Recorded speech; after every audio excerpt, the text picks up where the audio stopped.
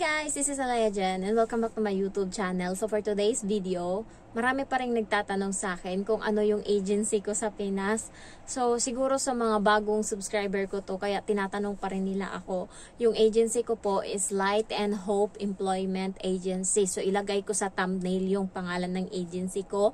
So doon ako nakakuha ng amo. Very mabait yung mga staff doon and ano sila. Marami na din akong na-recommend doon. Marami na rin akong mga subscriber na na-hire doon, nagkaroon ng amo.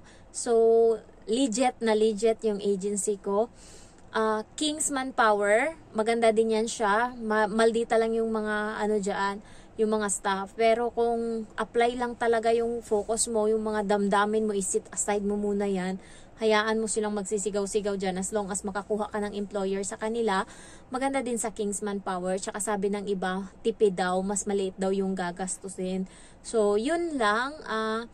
Light and Hope Agency, Maris Agency, tapos Kingsman Power, Jedigal, mahal sa Jedigal guys.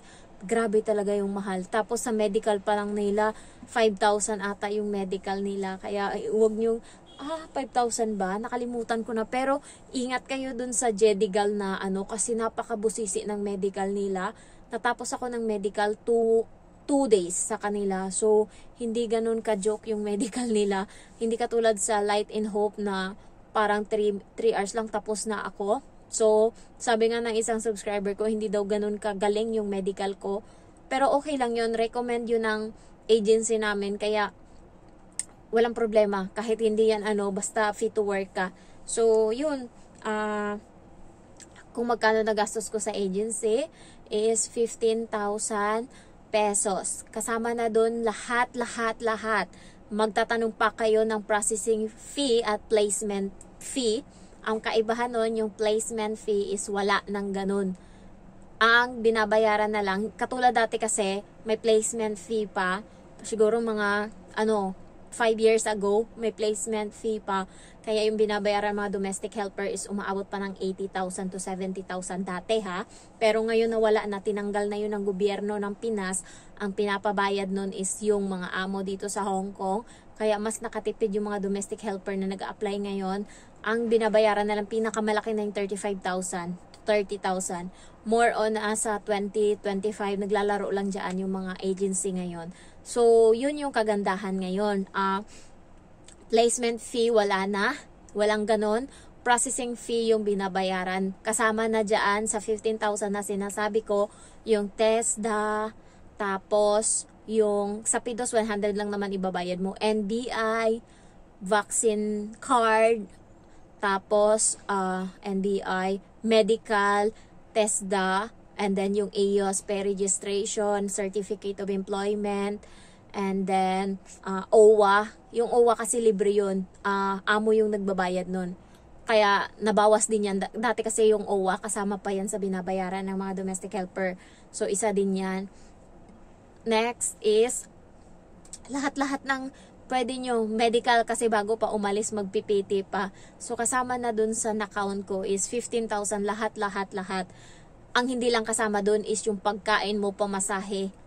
Kung saan ka tumutuloy, yun yung hindi ko kinount kasi wala naman yan eh. Hindi ko na maalala sa marami ng lugar na napuntahan ko nung nag-a-apply ako. Sa mga pagkain na nakain ko, hindi ko na yun sinama. So, ang sinama ko lang or ang ano lang is lahat-lahat ng processing fee. Kasama na dun sa 15,000. Malinis na, natapos na sa 15,000. Tapos na flight na ako pagkatapos. Ayan, so far, ano naman yung agency ko, mabait sila, and yung amo na, yung agency dito sa Hong Kong na humahawak sa akin is mabait din. So, hindi rin ako pala text sa agency, hindi ako pala sumbong. Kasi, ang ano niyan, kampiyan sila sa, yung mga agency dito sa Hong Kong, kahit mong sabihin kakampiyan ng mga amo. Kaya hindi ako nagtitiwala, hindi ako nag-share ng kung ano-ano sa agency ko, hindi ako nagre-reklamo dun kasi baka sinusumbong nila, kaya ayoko kakampi ng mga agency dito sa Hong Kong yung mga amo, kaya hindi ako nagtitiwala. So nung sinabi ng agency na kung may problema ka, message mo lang ako, sabi ko okay ma'am, pero hindi. Last na chat ko sa kanya nung nagulat ako, hiningan niya ako ng picture ko ng Hong Kong ID. Siguro sinabi ng amo kong babae na hingin yung picture ko ng Hong Kong ID kasi nga siguro baka sa susunod i-post ako ng amo kong babae para may copy siya sa akin. Kasi wala siyang wala siyang hawak sa akin kahit ano. Yun, hiningi niya. Pero siya, marami akong hawak sa kanya. So, yun lang. Yung agency nyo, dapat, yung Light and Hope Employment Agency, search nyo sa Facebook. Marami silang followers, nasa 100,000 na mahigit ata, or 200, nakalimutan ko na.